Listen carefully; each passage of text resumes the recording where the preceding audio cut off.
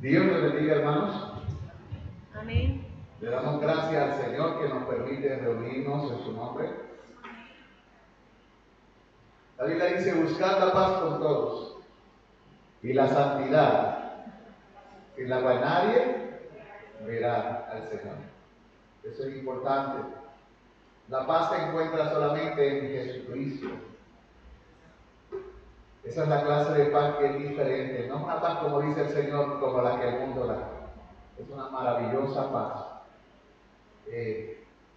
Y solamente se encuentra cuando Dios reina en el corazón, cuando Él se establece en nuestra vida. Mientras tanto, el corazón humano está en una guerra con Dios. Dice la Biblia que la mente carnal es enemistad contra Dios. El texto del griego dice pronema, que tiene que ver con la mente, sarcos, que es la carnal, la mente. Otras traducciones le llaman la mente bestial o animal. Es cuando la naturaleza pecadora reina y rige la vida. Pero cuando Cristo viene, Él nos da una nueva naturaleza y Él nos da un nuevo corazón. Gracias al Señor por su misericordia. La semana pasada habíamos comenzado a estudiar y a contestar la pregunta: ¿cómo es hecha eficaz la palabra de Dios?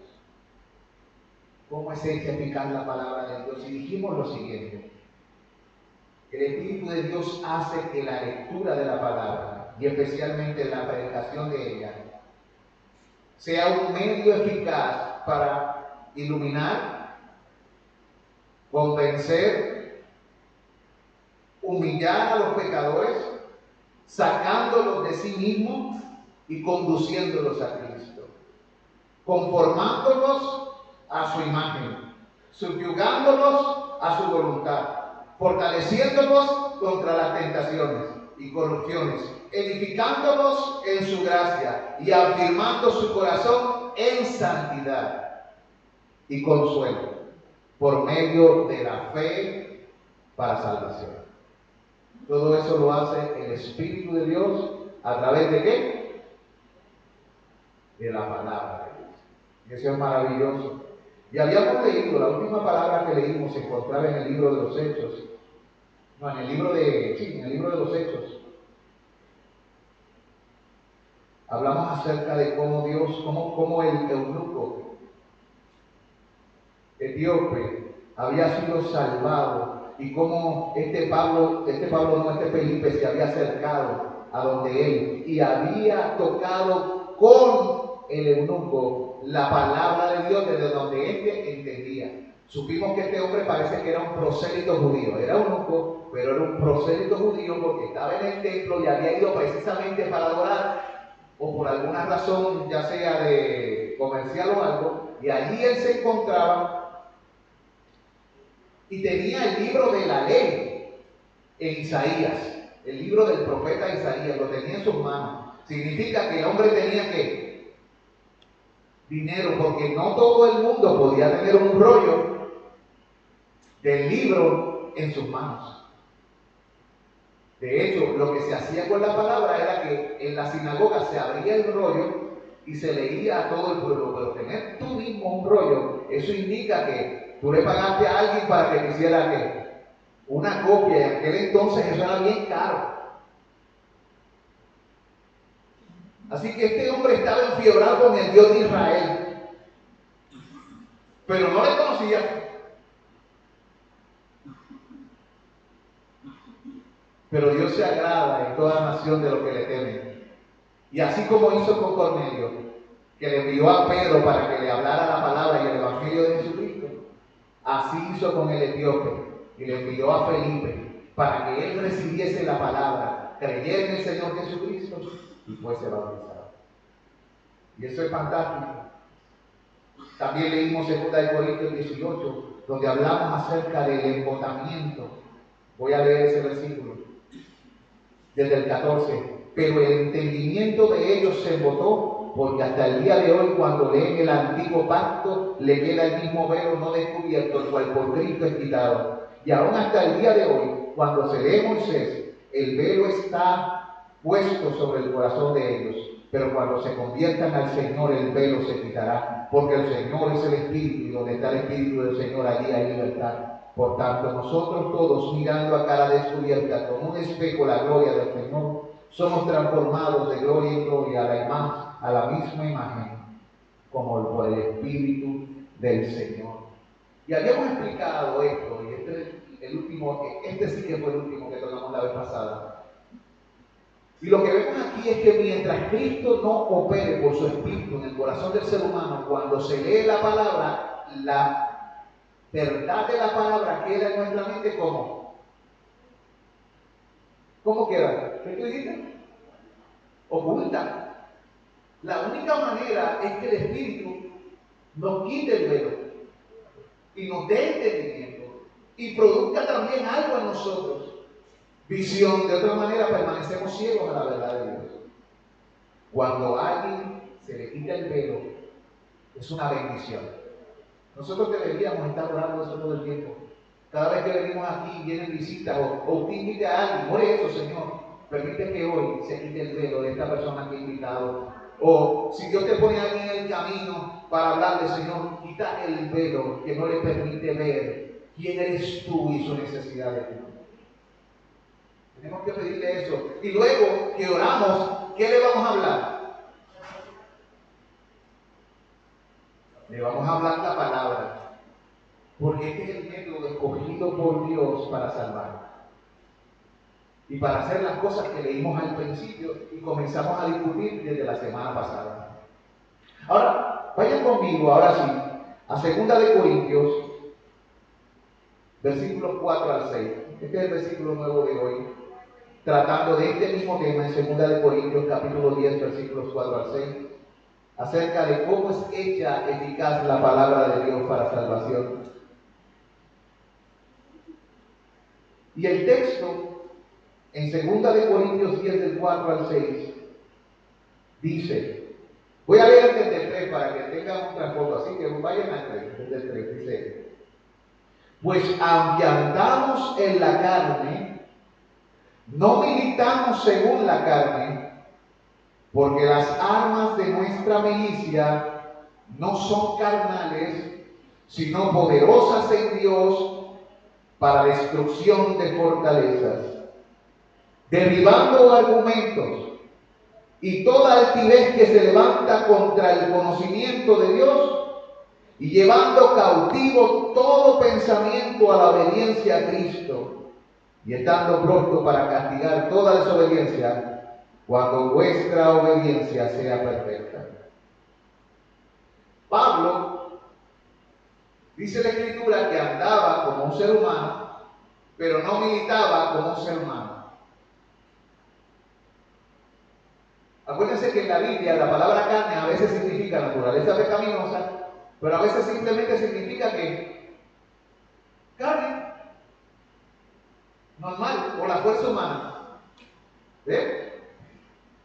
En este contexto, él está diciendo, aunque yo ando en este cuerpo, lo que me motiva no es la fuerza humana, en este contexto, sino que cuando yo trabajo en esta vida, procuro militar y moverme en que dice ahí, ¿qué es lo que lo mueve a él?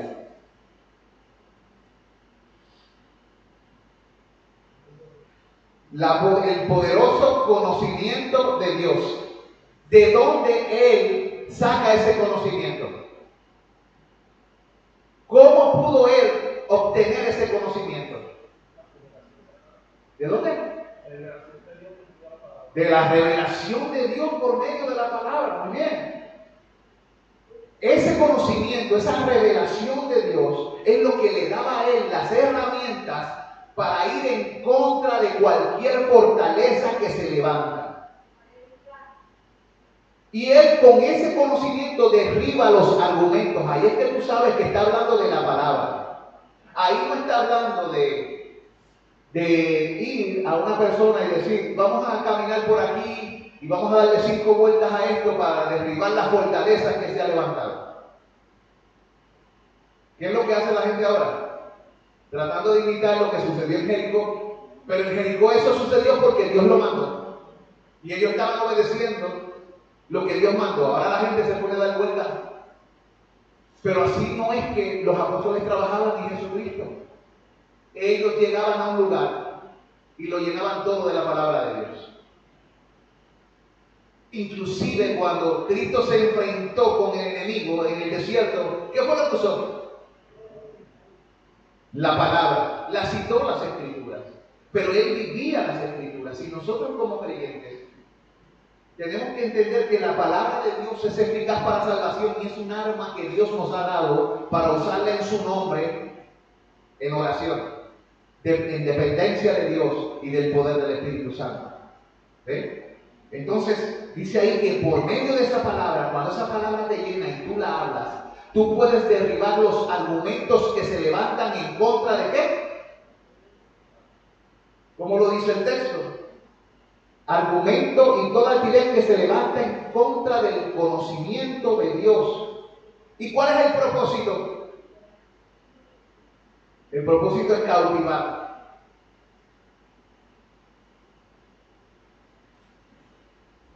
Te lo voy a poner así, a la gente no le gusta, pero esto es lo que tenemos que hacer. Que las personas se vuelvan prisioneros de Jesucristo.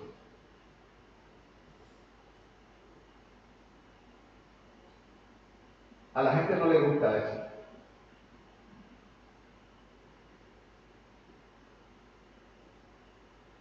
Porque el propósito es cautivarlos a la obediencia. ¿A quién? A Cristo. Pablo se consideraba así un prisionero de quién. ¿Lo han escuchado? Hay una parte en la Biblia donde lo dice. Él lo veía como malo. Esa era su delicia. Él sabía que era un prisionero. Él sabía que estaba en cadena por causa de su nombre. Y eso le daba en alguna manera tristeza y gozo. Tristeza por su cuerpo, gozo por lo que estaba haciendo y la razón por la cual estaba. Por eso él le decía a la gente, ya quisiera que todos ustedes fueran como yo, a excepción de que.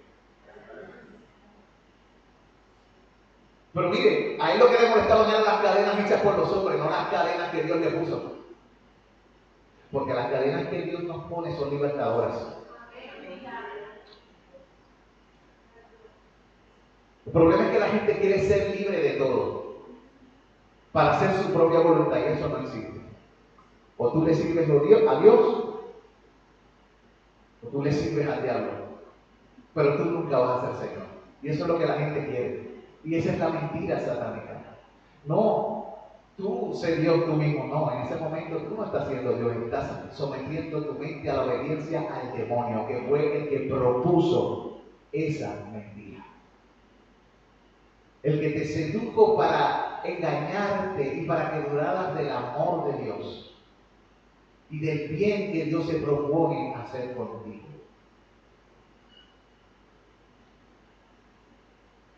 En Romanos 6:17 dice la Escritura y leo: pero gracias a Dios, que aunque erais esclavos del pecado, habéis obedecido de corazón aquella forma de doctrina a la cual fuisteis entregados.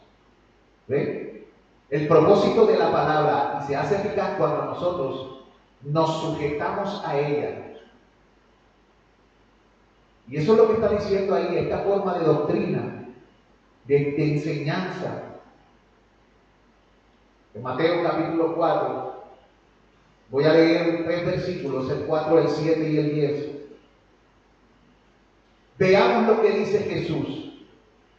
Porque acuérdense que estamos discutiendo cómo es hecha eficaz la palabra para la salvación. Y estamos viendo versículos que responden cómo es hecha eficaz la palabra para salvación.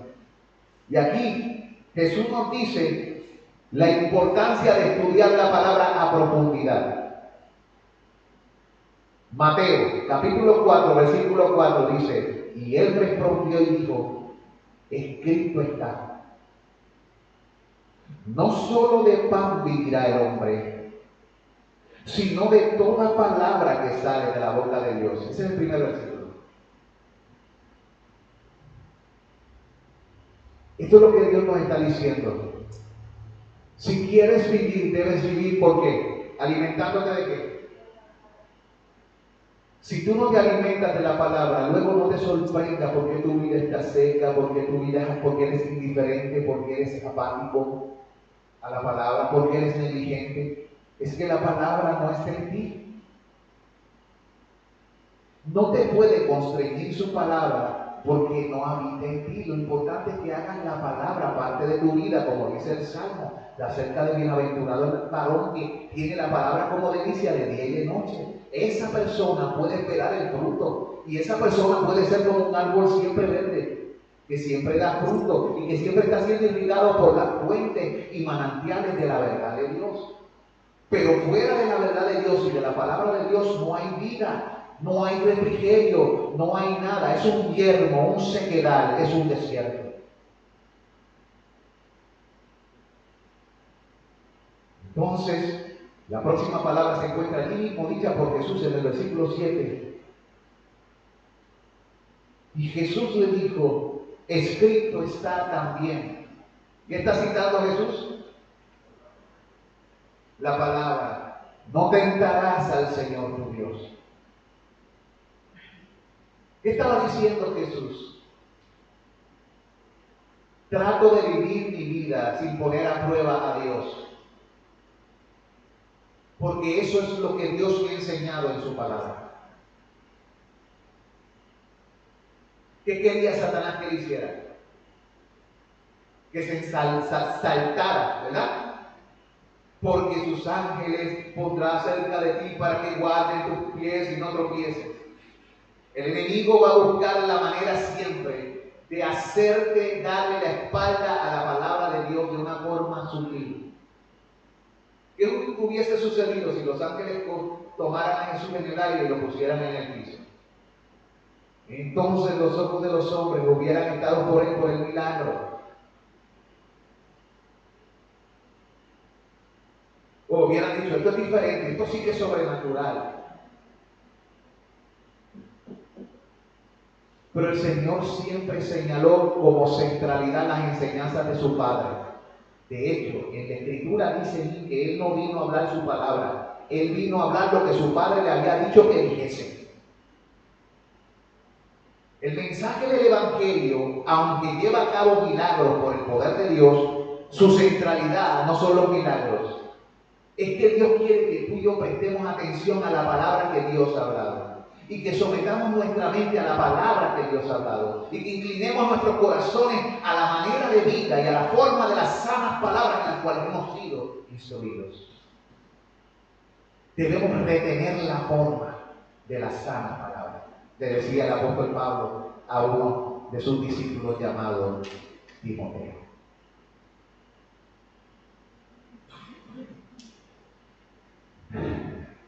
Amados, no tentaremos al Señor nuestro Dios. Te pregunto, relacionado con este versículo,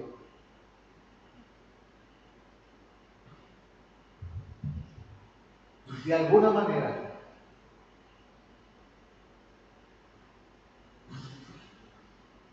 trata de poner a prueba a Dios,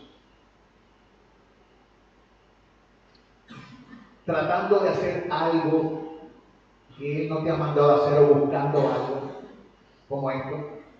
Les voy a dar un ejemplo. El otro día un pastor murió, se presentó frente a la congregación y le dijo a los hombres que el mismo poder que tenía Jesús lo tenía él y se puso a caminar en el mar. Pero él no sabía nadar.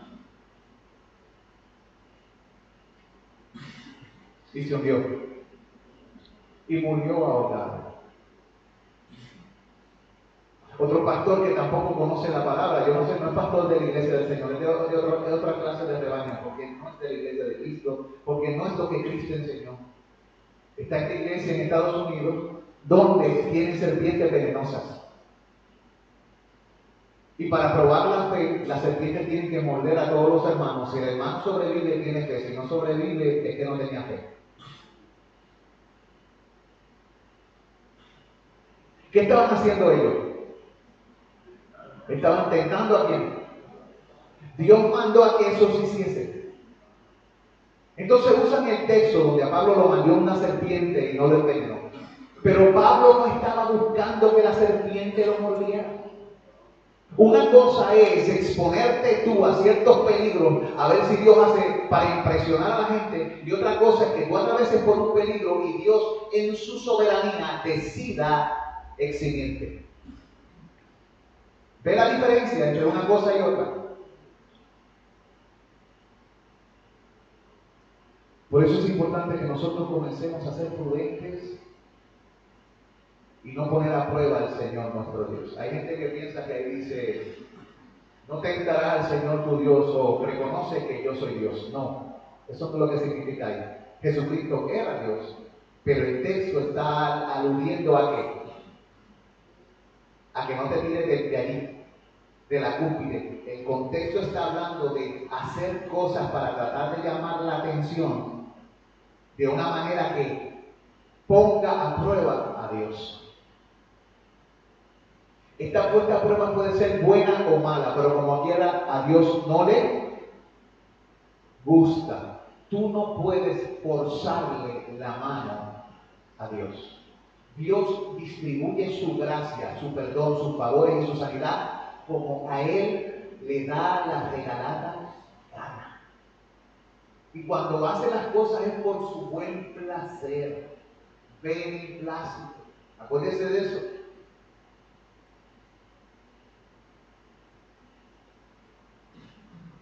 Hay que tener cuidado con la manera en que interpretamos las Escrituras.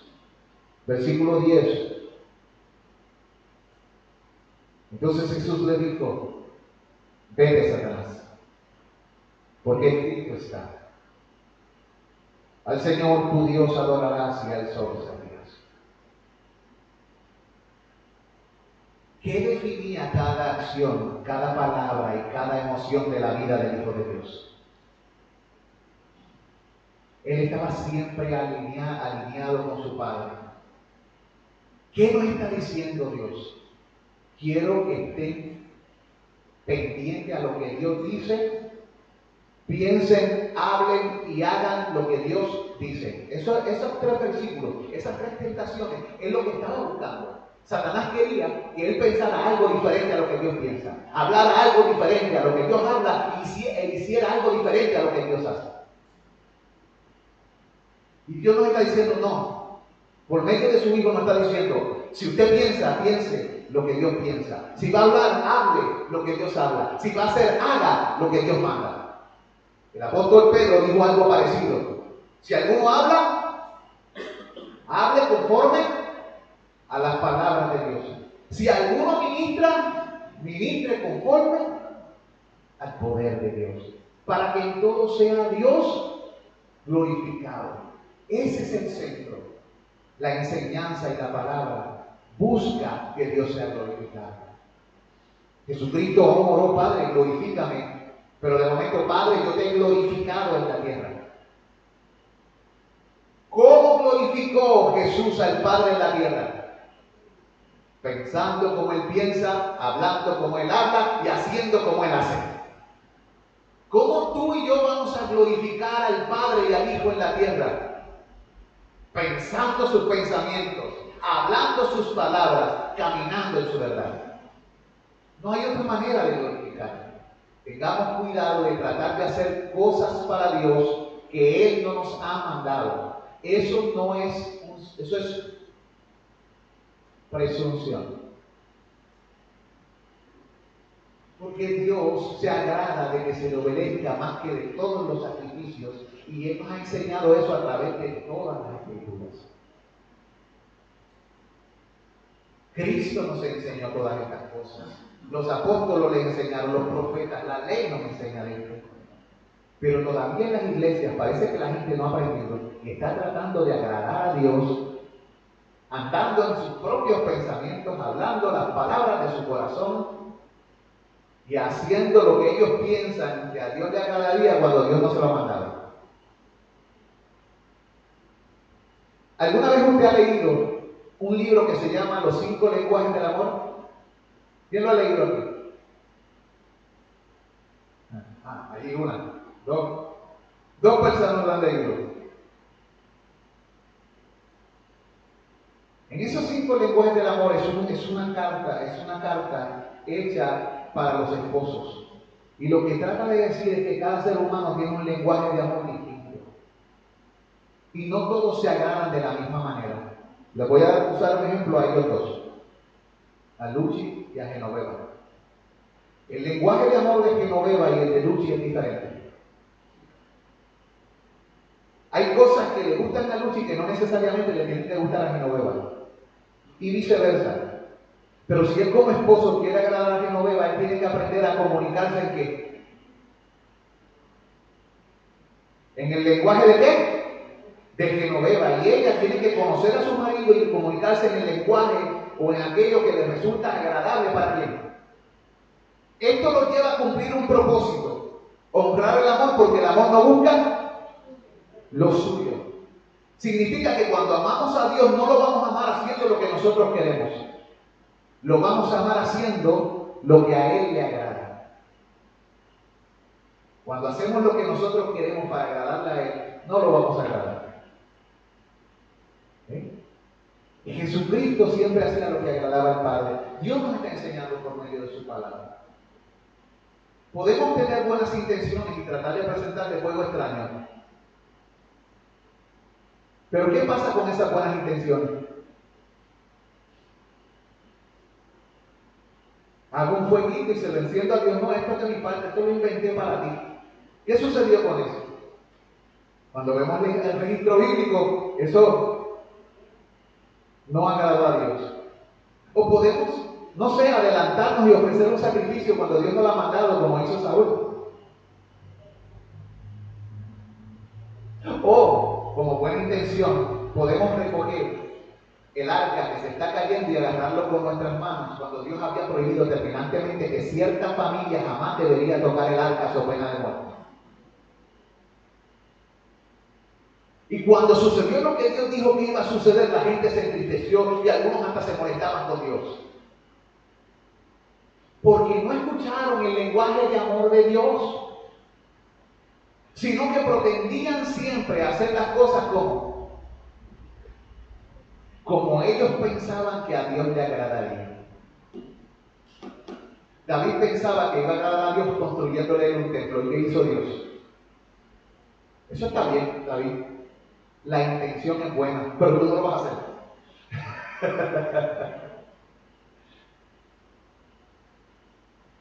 Tú no lo vas a hacer.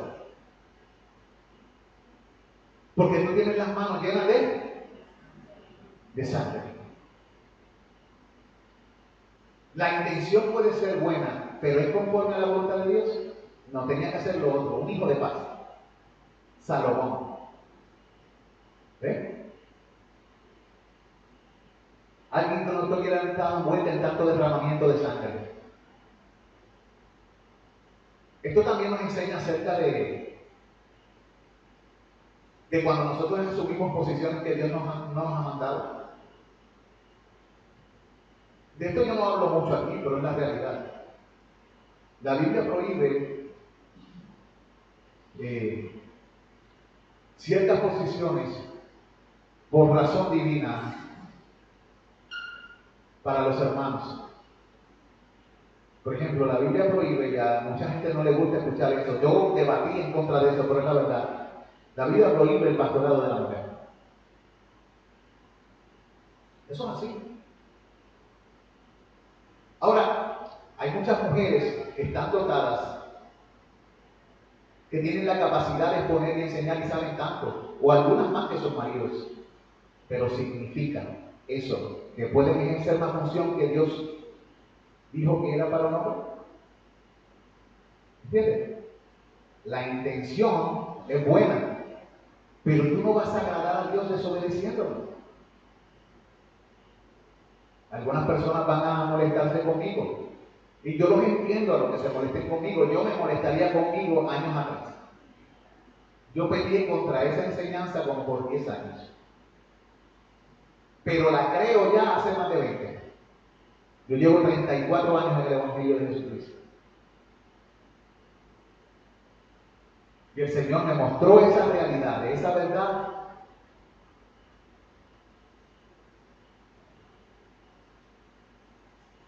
En el año 97. Mientras más profundizaba la escritura, esta persona que era un defensor del feminismo, se le cayeron todas las argumentos al suelo. No estoy diciendo que no tengan capacidad de enseñar o de saber, porque Dios les manda a enseñar a mujeres, a jóvenes y a niños. Pero en el culto público dominical, eso es otra cosa. Hay gente que usa, pero mira a David, mira a Débora, usan a la jueza, que era una jueza, o usan a Raquel, pero Raquel era pastora así de animales. ¿Ven? No, pero es que eso es cultural, no. El argumento que la Biblia da es teológico. Esto azota el orgullo humano, porque el corazón humano siempre se quiere revelar y asumir posiciones que Dios no le ha dado. Tampoco tiene que ver con inferioridad entre uno y otro, porque delante de Dios el hombre y la mujer son exactamente iguales. Varón y hembra los creó, la imagen de Dios los creó. Pero tiene que ver con los roles dados por Dios para propósitos dados por Él, para enseñar la gracia y la sumisión. En la Trinidad hay sumisión, ¿sabía? Y hay gracia. ¿Quién se somete aquí en la Trinidad? El Hijo se somete al Padre y el Espíritu se somete a la voluntad del Padre y del Hijo. ¿Ve? Dios nos está enseñando y muchas veces nos da mandamientos que lo que hacen es que destruyen el ego humano, el creimiento humano, pero el ser humano es soberbio. Digo esto por lo que estoy leyendo. Tú no vas a agradar a Dios desobedeciendo a Dios.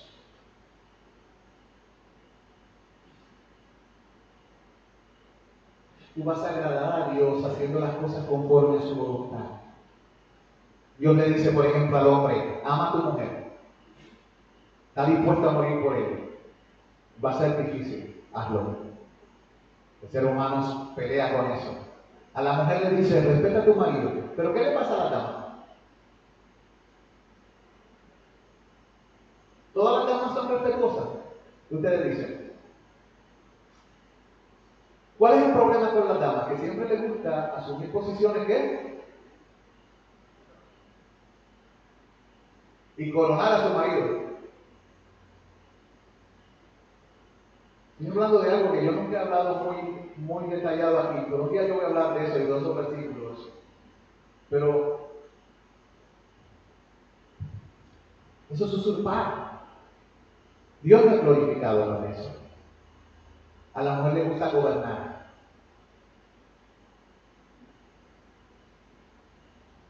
Que en la casa se haga ¿qué? Lo que quiera. Y si no se hace lo que quiere, muestra una actitud, arroz con trompa, se molesta, hace una pataleta. ¿Lo hacen todas? No. Cuando han madurado, dejan de hacer eso. ¿Me estás diciendo inmaduro, pastor? No. Todo depende. Te lo estás diciendo tú mismo si lo hacen o no lo hacen.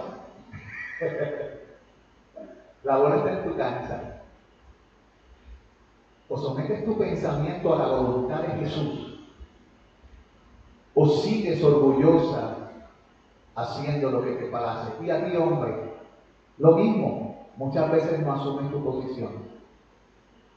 Y no asumes tu posición y le dejas el asunto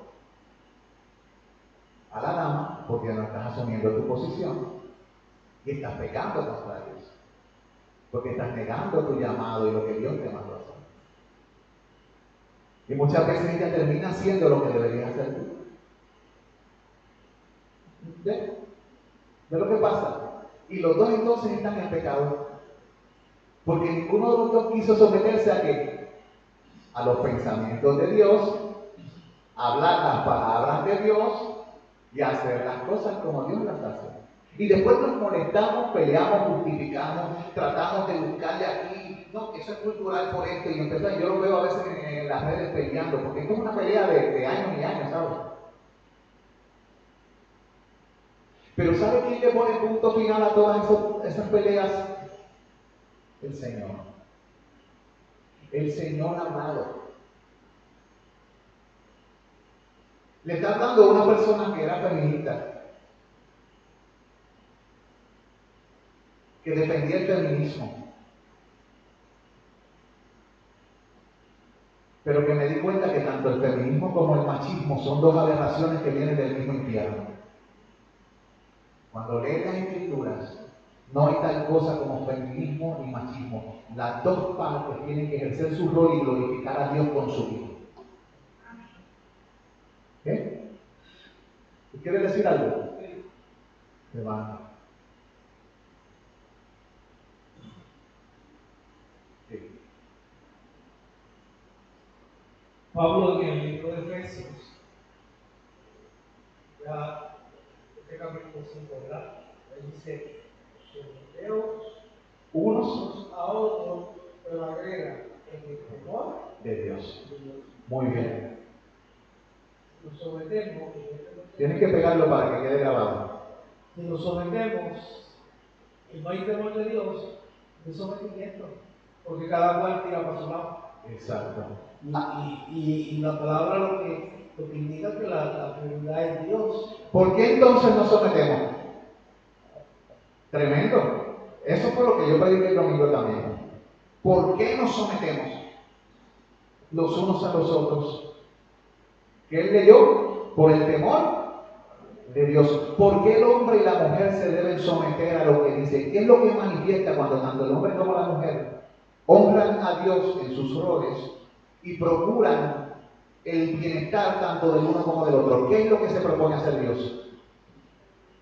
Dios va a ser glorificado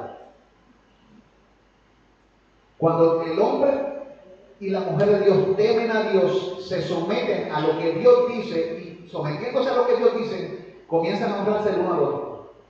Por ejemplo, los ángeles le sirven a los santos. ¿Quién es superior? ¿Quién es más fuerte? Pero ¿por qué los ángeles le sirven a los santos? ¿Por temor de quién? De Dios.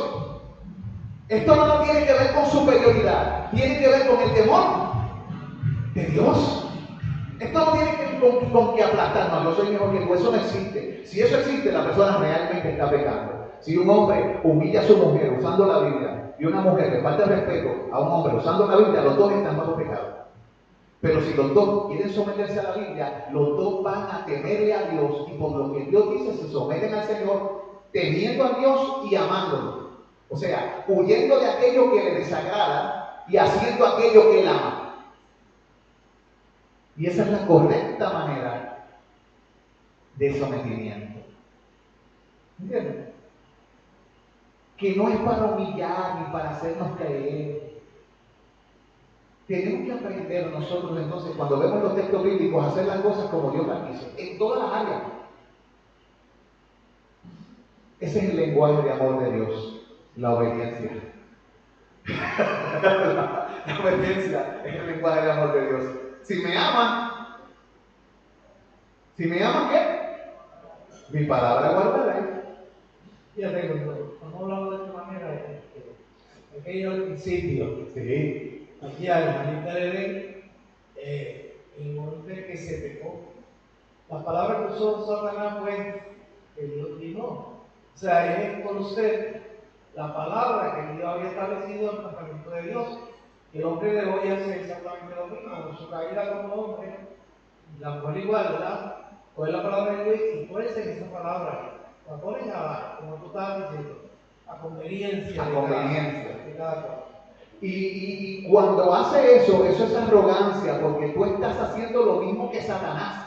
Estás torciendo la clara palabra de Dios y estás poniendo tu palabra por encima. No es lo que Dios dice, es lo que yo digo. No es lo que Dios piensa, es lo que yo pienso. No es lo que Dios quiere que se haga, es lo que yo quiero hacer. Entonces vemos los frutos de eso. La humanidad es un desastre. Cuando la humanidad dejara a sí misma, nos destruimos, nos matamos, nos comemos por los rabos. Pero cuando comenzamos a honrar a Dios, vemos que Dios comienza a actuar y a transformar, y a sanar, y a reconciliar, y a limpiar, y a hacer algo nuevo, y a hermosear. Entonces vemos que tiene sentido obedecer a Dios y tiene grandes beneficios. Pero también glorifica su nombre. Porque muestra quién es Él, cómo realmente es Él. ¿Saben que Dios es humilde? ¿Cómo sabemos que Dios es humilde? Porque su Hijo, que es la imagen perfecta del Padre, dijo: aprende de mí. Se sujetó y dijo: aprendan lo que estoy haciendo. Yo soy manso, yo me he humillado, soy humilde ¿de qué? De corazón. Él estaba con el Padre, el mismo poder, la misma gloria, pero Él tomó una decisión y se humilló. ¿Estamos nosotros dispuestos a hacer eso? Cuando eso sucede en el corazón y en la vida tanto de un hombre como de una mujer, significa que el Espíritu Santo está conformando a esa persona para que se parezca a quién, a Jesús. Pero a nosotros nos gusta, los seres humanos, pelear mucho con lo que Dios dice. En vez de someter nuestros pensamientos a la obediencia a Cristo. Acuérdense, ¿cuál es el lenguaje de amor de Dios? La obediencia. El lenguaje de amor de Dios es la obediencia. Continuando con los textos bíblicos, eso fue un paréntesis con una aplicación general. Todavía podríamos hablar de esto con muchísimos argumentos y versículos bíblicos, pero no es el centro del tema, ¿verdad? El asunto de pastorado y eso. Dice aquí, en Efesios, capítulo 6, versículo 16 al 17, vaya conmigo. ¿Quién me lo puede leer? Mira, Isaías, tú tienes el micrófono ahí, léeme, Efesios 6, capítulos, versículos del 16 al 17.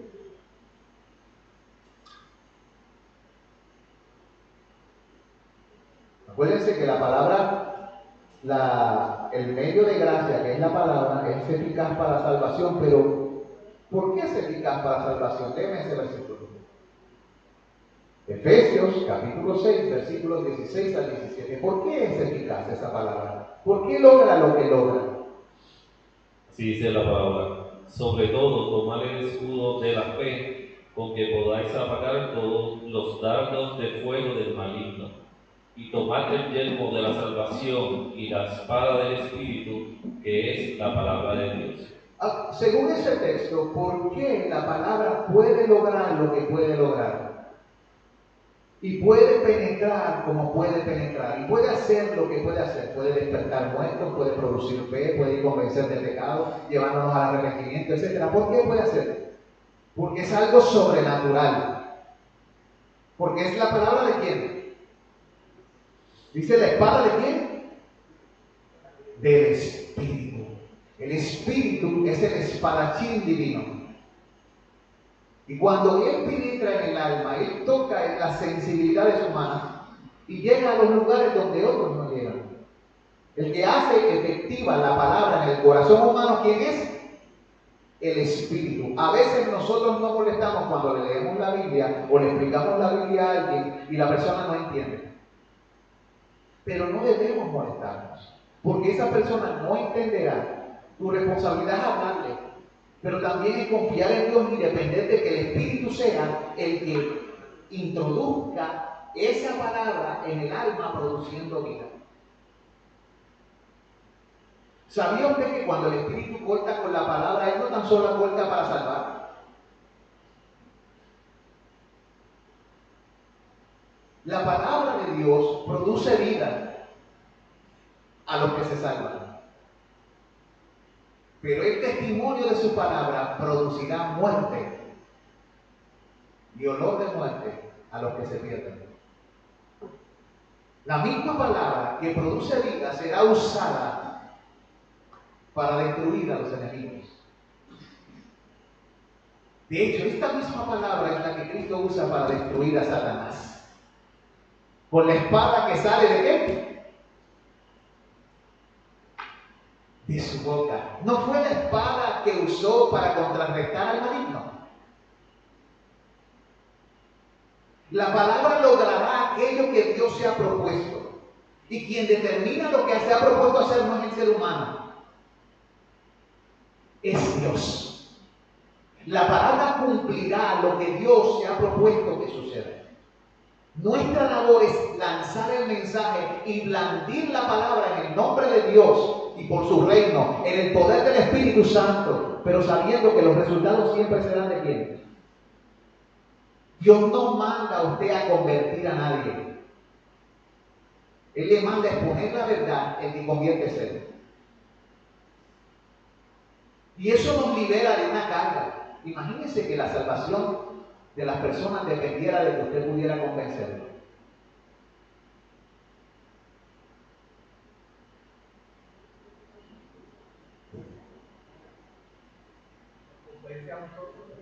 ¿Cómo? Sí.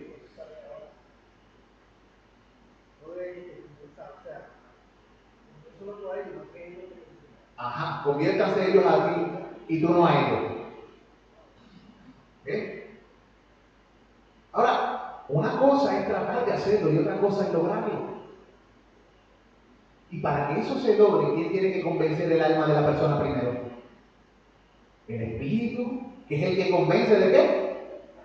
De pecado. Así que nuestra oración siempre es presentar a la gente a Dios. Y no tratar de nosotros hacer la obra del Espíritu Santo. Nosotros no somos el Espíritu Santo. Nosotros tenemos que hacer una parte. ¿Cuál es la parte? Predicar el Evangelio. Porque ¿cómo creerán si no hay que les predique?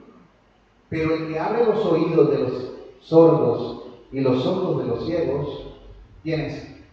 El Espíritu. Por eso Spurgeon en un libro que él escribió que se llama Ganadores de Alma, decía que el verdadero y único evangelista es el Espíritu Santo de Dios. Porque Él convencerá al mundo de pecado, de justicia y juicio. Nosotros somos instrumentos que hablamos sus palabras, pero Él, el Espíritu Santo, es el que se encarga de que esa palabra penetre profundamente en el corazón. Dice en el Salmo 19:11, el temor de Jehová es limpio, que permanece para siempre. Los juicios de Jehová son verdad, todos justos. Deseables son más que el oro y más que mucho oro afinado, y dulce más que miel y la que destila del panal.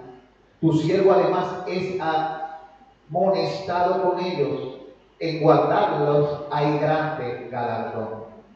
Nota lo que sucede cuando somos expuestos a la palabra de Dios. La palabra de Dios, cuando es creída, produce en el corazón del hombre temor. ¿Cierto? Cuando es creída, y cuando es creída es una obra también del Espíritu, ¿qué produce? El temor de Jehová. Pero la palabra de Dios, cuando entra al corazón, tiene un afecto astringente. ¿Qué hace? Nos limpia. Es eficaz porque nos limpia. ¿Verdad que sí? Nos sana, dice el hermano. Dice allí el texto, Jehová, el temor de Jehová es limpio. Esa palabra permanece para siempre. Cuando la Biblia habla de los juicios de Dios, ¿de qué está hablando? De las palabras dadas por quién? Por Dios. Esas palabras que Dios da siempre serán la verdad. La gente puede decir ciertas cosas, pero la Biblia dice tal cosa. Pues yo le creo a la palabra. Porque el conocimiento humano es variable. Y lo que hoy dijeron que era la verdad, mañana ¿qué pasa? Se hacen descubrimientos que niegan a aquellos que decían que era la verdad. Y eso pasa continuamente. Pero la palabra de Dios siempre ha permanecido. Hay evidencia, hay hallazgos arqueológicos, históricos, evidencia externa, evidencia interna, etcétera, etcétera, etcétera. La palabra de Dios se cumple. Sea Dios veraz, Y todo hombre, versión mía, un paquetero, un mentiroso. Dios es confiable, yo no lo soy tanto. Procuro ser confiable, sujetándome a su manera de pensar, a su manera de hablar y a su manera de vivir. Pero para eso dependo completamente de quién, de Él. Dice la Escritura, en 1 Corintios, el propósito de estas palabras, que Dios permitió que se registrasen en las Escrituras para ti y para mí.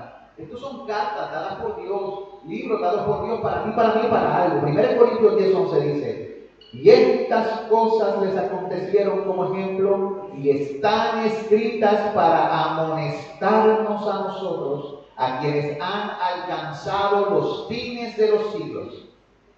O sea, la palabra funciona para corregir, ¿no? Para redarguir y para amonestar. ¿Qué significa amonestar? ¿Quién puede decirme un adjetivo de esa palabra? Amonestar.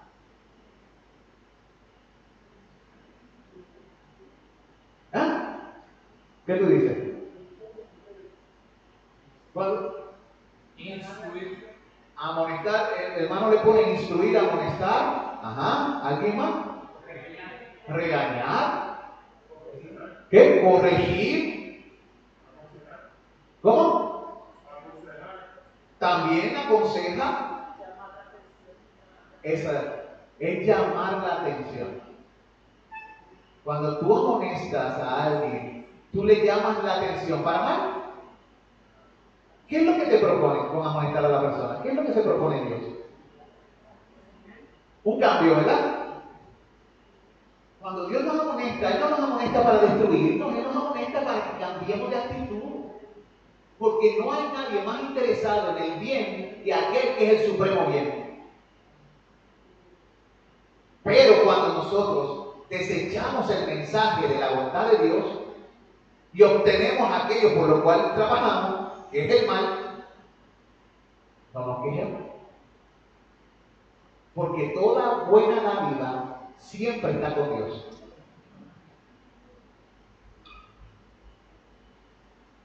Miren, vemos como la palabra es eficaz porque nos amonesta, nos llama la atención. Y mucho más a nosotros que nos han alcanzado los fines de los siglos. ¿Cuándo comenzaron los fines de los siglos? ¿Cuándo comenzaron? ¿Quién? Cuando Él ascendió a los cielos. Desde entonces comenzaron los postreros tiempos, los fines de los siglos. La gente dice, no, que eso es ahora. No, comenzaron desde el tiempo. ¿Cuándo fue que se dijo esto? Él dice claramente a nosotros, está hablando del pueblo de la iglesia primitiva en aquel entonces. Le está hablando a la gente que está con ellos hace tanto tiempo atrás. Y le está diciendo que a ellos le han alcanzado los fines de los siglos. Allí comenzaron. En el libro de los Hechos 20:32 dice, y ahora, oh hermano, os encomiendo a Dios y a la palabra de su gracia, que tiene poder para sobreedificaros y daros herencia entre los santificados. ¿Ven la eficacia de la palabra? Tiene poder. ¿Para qué dice ahí? Estoy en Hechos capítulo 20, versículo 32. Tiene poder para sobreedificarte, para construirte. Entonces, si no te expones a este medio de gracia, tú no serás sobreedificado. Si no construyes tu vida sobre este medio de gracia, tu casa se derrumbará. Si los pilares de tu casa no están construidos con este medio de gracia, el techo se te vendrá abajo. Si las puertas de tu casa no están cubiertas con esta verdad, en medio de gracia, tú entrarás a pecar y saldrás a pecar. Pero cuando la puerta de tu casa está cubierta con la verdad de Dios, tú entras para honrar a Dios en tu hogar y sales para honrar a Dios afuera. Así que tú las pones como portales entre tus puertas, en los postes de tu casa, porque deben sostener tu vida. ¿Se acuerdan del papelito que les entregué el domingo?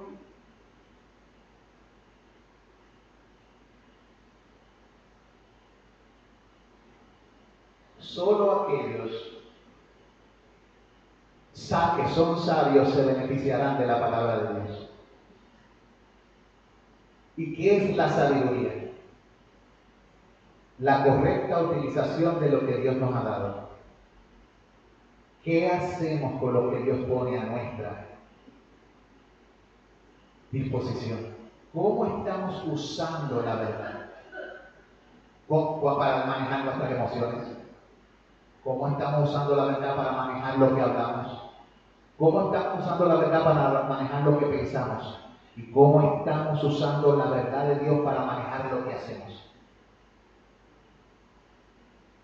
Solo los sabios se beneficiarán de esto. Porque ellos viven en su consejo, ellos se experimentan, ellos aplican la verdad. Por eso son sabios, que vienen con una persona que sabe hacerlo. De ahí viene la palabra sabiduría, saber hacer. Así que la sabiduría es algo práctico, no tan solo intelectual. Hay gente que sabe información, pero no saben qué hacer con esa información, no son sabios. Tienen la información, pero no saben qué hacer con ella. Segunda de Timoteo, ¿quién me la puede leer? Ney, ¿tú crees que tú puedas leerme segunda de Timoteo, capítulo 3, versículos 15 al 17? Esta sabiduría no tan solo sirve para sobreedificarnos, sino que tiene poder para darnos herencia, esta palabra de Dios, y para santificarnos. La palabra de Dios nos separa para Dios.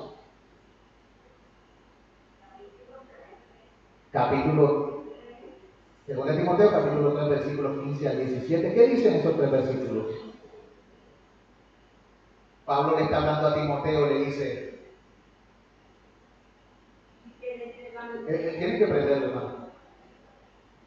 Dejarlo hundido hasta que prenda rojo. Ahí está, mira a ver. Ahí está. Hasta que se ponga rojito. Mira, está prendido acá de ella. El micrófono. Mira a ver, habla.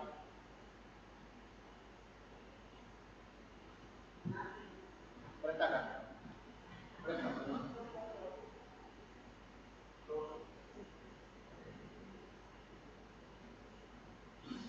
Probando.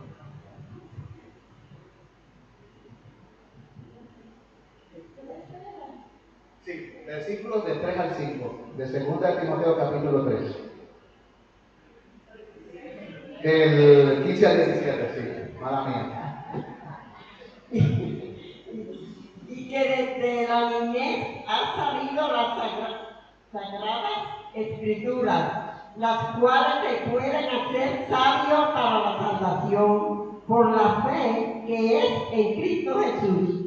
Toda la escritura es inspirada por Dios y útil para enseñar, para redarguir, para corregir, para instruir en justicia, a fin de que el hombre de Dios sea perfecto, enteramente preparado para toda buena obra. Amén. Pregunta, ¿algunas partes de la escritura son inspiradas por Dios y otras no? Toda la escritura. Las partes que son descriptivas, las partes que son históricas, poéticas, los que son músicos, los que son prosa, los que son versos, es inspirada por Dios. Pero son útiles. ¿Pueden ser usados para beneficiar? Sí. ¿Verdad que sí? Cuando tú te pasas tiempo con sus palabras, ¿te vuelves más sabio? A veces decimos, hermanos, que eso es para la gente que sabe, pero yo no sé. ¿Saben? Yo conozco gente que no sabía leer, que aprendió a leer la Biblia y se volvió más sabio que todas las personas que tienen a su alrededor. Y lo que saben es esto. Comenzaron a actuar en la palabra. Hay mucha información que se da en este mundo que no sirve para nada y que no tiene beneficio alguno. Pero la palabra tiene tienen beneficios para esta vida y para la vida venidera. La Biblia dice en el Salmo 119, versículos 97 al 100, que aquel que pasa tiempo en la palabra se hace más sabio que sus enemigos, que sus enseñadores y que los ancianos. Y usted lo puede buscar en un momento dado en su hogar.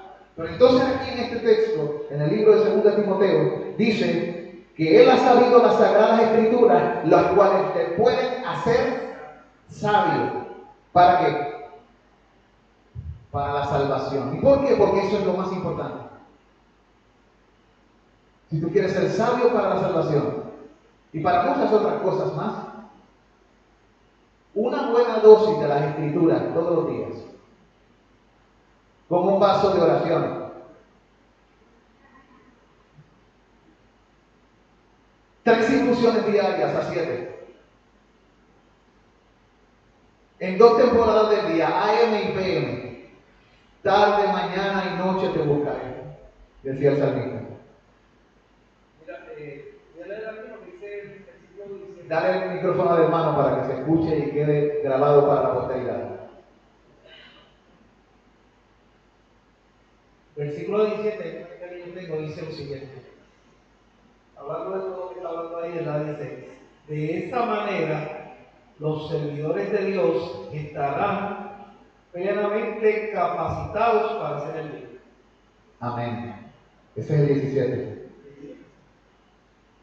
Aleluya. ¿Sí? A fin de que los servidores estén plenamente capacitados para hacer el bien. Esa es la versión de la Biblia al día. Aquí en esta parte, la versión Valera dice: a fin de que sea perfecto, enteramente preparado. La palabra de Dios es tan eficaz que te prepara ¿cómo? Fraccionalmente. No, enteramente. Ese es el problema, amigo que me escuchan por las redes. En el lugar donde te encuentras, ¿le están dando importancia a la palabra o simplemente cantan por una hora, hacen un teatro durante tanto tiempo, gritan y saltan y no te exponen a las escrituras lo suficiente? Tal vez te ponen 15 minutos o 10 y suficiente, vámonos de aquí. Luego una administración de muchas horas, pero la palabra que escuchaste fue 15 minutos o 10 y se acabó.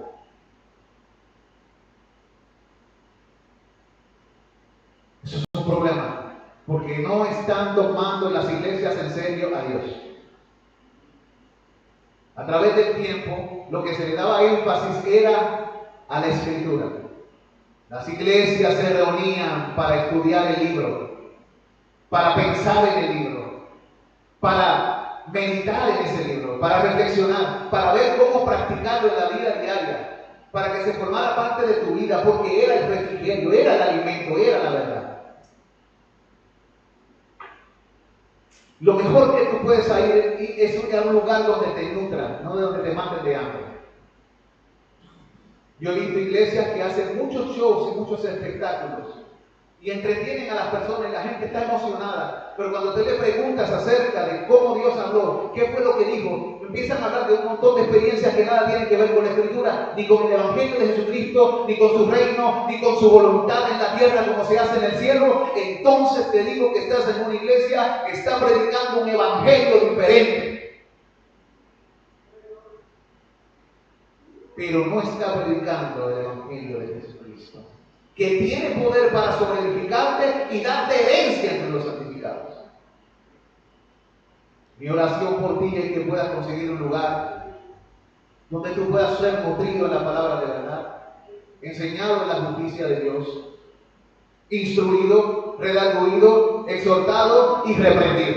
Ay, que no me gusta que me reprendan. Pues entonces tú no tienes parte ni suerte con el Señor Jesucristo, porque la palabra de Dios es útil también para exhortar, enseñar, corregir, redarguir, para reprender, para fin de que el hombre y la mujer de Dios sean enteramente preparados. ¿Para qué?